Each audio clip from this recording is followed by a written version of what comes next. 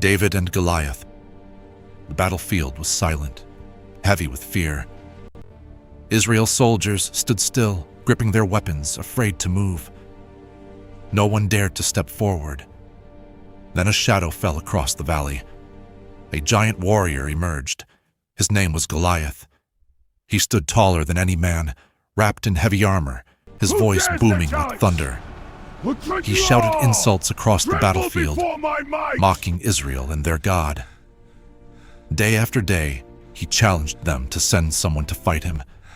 And day after day, no one answered. Fear ruled the camp.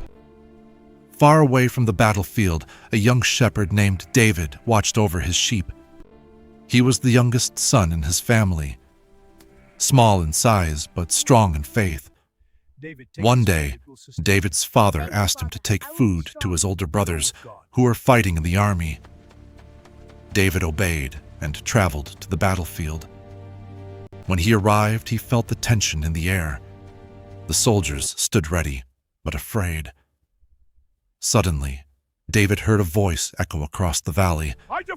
It was Goliath again, mocking, threatening, daring someone to fight him. David was shocked. Who is this man, he asked, that he should insult the armies of the living God? The soldiers warned David to stay quiet. Even his own brothers mocked him and told him to go home. But David was not afraid. Word reached King Saul about the young shepherd who showed no fear. David was brought before the king. David spoke with confidence. He told the king how God had helped him defeat lions and bears while protecting his sheep.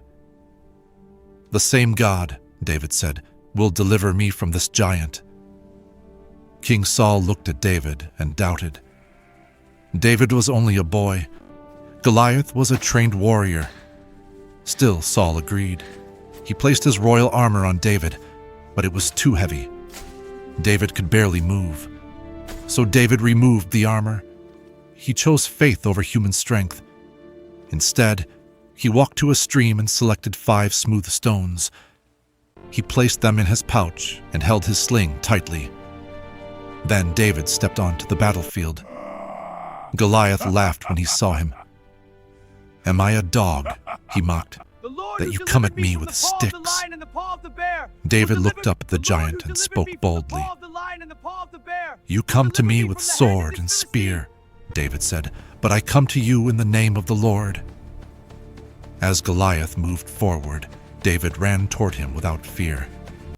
He placed a stone in his sling. He swung it with all his strength. The stone flew through the air and struck Goliath in the forehead. The giant staggered. Then he fell face down to the ground. Silence covered the battlefield. Then suddenly, cheers erupted.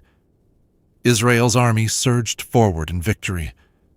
David stood calm and steady, knowing the truth. It was not size that won the battle. It was faith. And that day, the world learned that no giant is too big when God is on your side. If this Bible story inspired you, subscribe to this